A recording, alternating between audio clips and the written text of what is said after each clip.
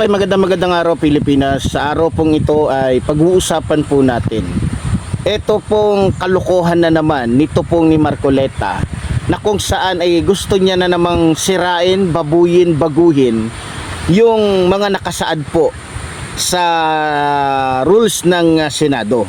Alam nyo, sa totoo lang, napapansin ko po dito kay Marcoleta, marami siyang gustong baguhin sa rules ng Senado na papabor po palagi sa kanila.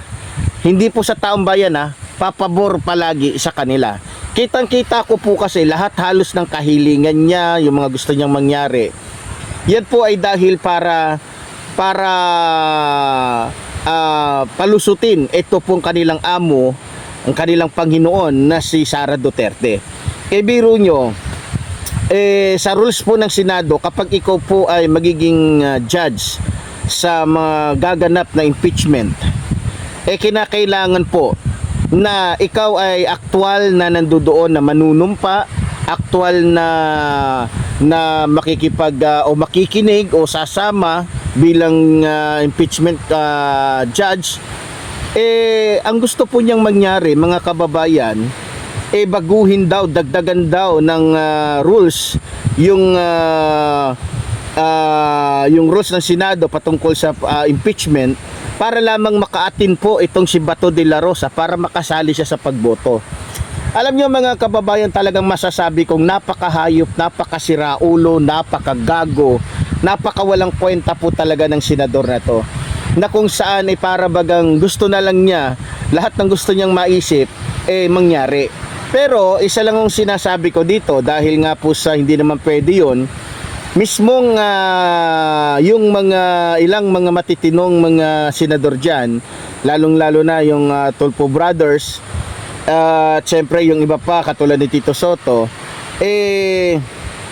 hindi po talaga sila papayag dyan. Ako 100% natitiyak ko hindi papayag itong matitinong mga senador sa kahilingan po nitong kalbong piluka na ito, na walang ibang maisip na matino. Ito sa totoo lang, alam ko naman ito gusto ko lang iparating kay Marcoleta. Ang masasabi ko lang sa yung kalbo ka, kung putang ina mo ka, masasabi ko talaga sa iyo, napakabwisit mo, napakagago mo, napakasiraulo mong senador. Marcoleta, makinig ka.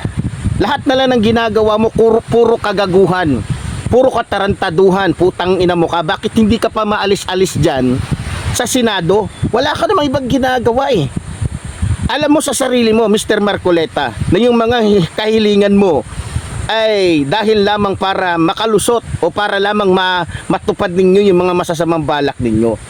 Alam mo sa sarili mo na bilang isang abogado sa usapin ng impeachment court, impeachment pagdating sa ganung mga usapin, kinakailangan bilang ikaw ay isa sa mga hukom, aktwal ka na manunumpa. Ngayon dahil lang sa kasama mo, sa kapwa mo aso, sa kapwa mo alipin, ni Rodrigo Roa Duterte, gagawin nyo ang lahat para lamang madagdagan, para lamang mabago yung rules. Tabay, sino na ba talaga kayo, Mr. Marcoleta? Sino ka na ba talagang kalbo ka? Ikaw putang ina mo ka. Alam mo ba, Mr. Marcoleta, banas na sa'yo ang taong bayan. Galit na sa'yo yung taong bayan. Problema nga lang, kahit banas na sa'yo taong bayan, kahit gustong-gusto ka na nilang sambunutan, kahit gustong-gusto ka nilang sambunutan, wala na kaming mahahawakan na buhok sa'yo. Dahil isa kang kalbo. Ngayon, kung gusto ka man namin bugbugin, gusto ka namin gulpihin para masira yung mukha mo, wala nang masisira sa pagmumukha mo. Dahil kulubot-kulubot na yung mukha para kang raprod. Alam mo ba yan, Mr. Marcoleta? Napakasiraulo mo talagang senador. Lahat ng galawan mo, lahat ng kilos mo, lahat ng ginagawa mo, kitang-kita ng taong bayan. Hindi para sa taong bayan, kundi para lamang sa bossing mo, para sa amo kang putang ina mo ka.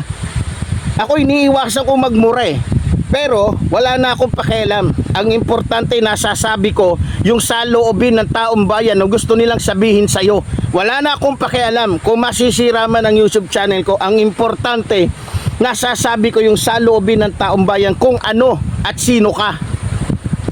Isa kang siraulong senador, isa kang gagong senador. Sa tingin mo papayag yung taong bayan? Sa tingin mo papayag yung mga kasama mo? Hindi naman sila kasing gago mo. Hindi naman sila kasing bobo mo. Hindi sila kasing demonyong katulad mo. Ha? Huwag mo sabihin na talaga makapangyarihan ka na. Ha? Taga mo sa bato tong sinasabi ko sa iyo, Mr. Marcoleta. Hindi papayag ang taong bayan at hindi papayag ang mga congressman. Napakataas ng ihi mo. Akala mo talagang kalbo ka, hindi matatablan ng batas, hindi matatablan ng katarungan yung pagmumukha mo. Ha?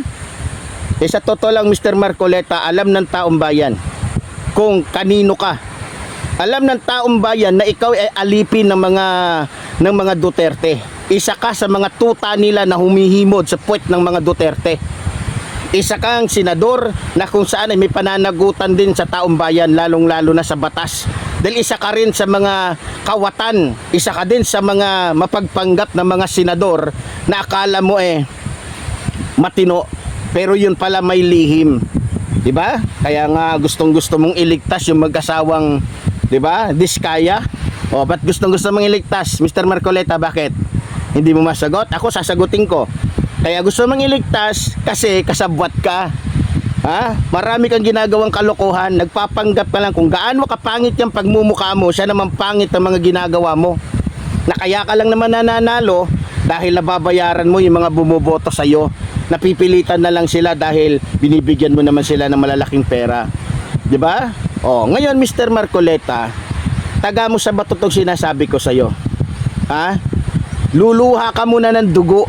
Tatay ka muna ng pako bago mangyari yung gusto mong, yung kahilingan mo na sa online lang dumalo.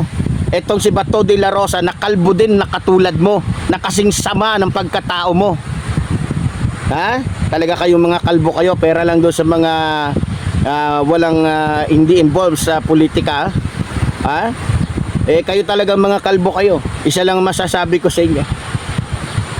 Talagang basta kalbo na mga tao ni Rodrigo Roa Duterte. Ha?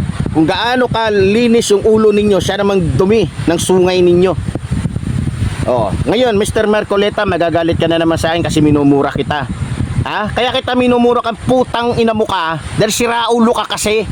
Yawa ka kasi. Ha? Salot ka. Wala kang kwenta. Kaya dapat sa'yo pinagmumura kang putang ina mo ka. Mr. Marcoleta, mga kababayan, pakirating sa kanya, paki-share tong aking video para malaman ito ni Mr. Marcoleta, na merong mga Pilipinong galit na sa kanya. 99% ng mga Pilipino sa Pilipinas gustong-gusto ka ng sakalin, gustong-gusto ka ng paluin ng tubo. Sa totoo lang, Mr. Marcoleta, gustong-gusto ng sunugin yung tulad mo na walang kwentang tao. O, kayong mga makaduterteng senador dyan sa Senado, mga putang ina rin ninyo. Gagawin talaga ninyong lahat para lamang maligtas ninyo yung puon ninyo dahil takot na takot kayo na makulong kayo, lalong-lalo ka na Jinggoy, lalong-lalo ka na Joel Villanueva, lalong-lalo ka na Escudero, marami pa.